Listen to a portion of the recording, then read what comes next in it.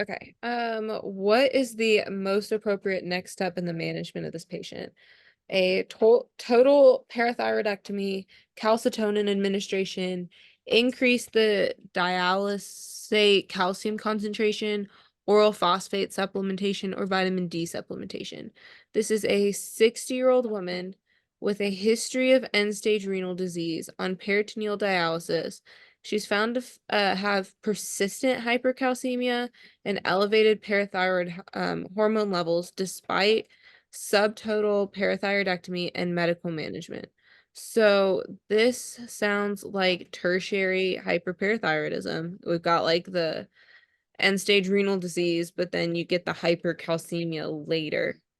The fun part is I'm not entirely sure so I know that with tertiary hyperparathyroidism, the parathyroid gland just kind of it kind of is able to function almost independently of the mechanism, I think, is kind of what happens.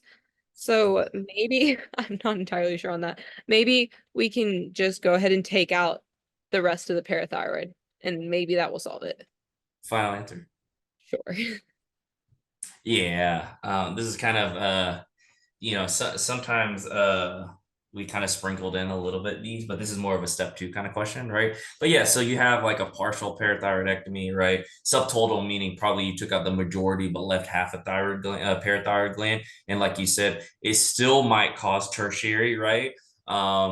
Especially when you fix the end-stage renal disease with peritoneal dialysis.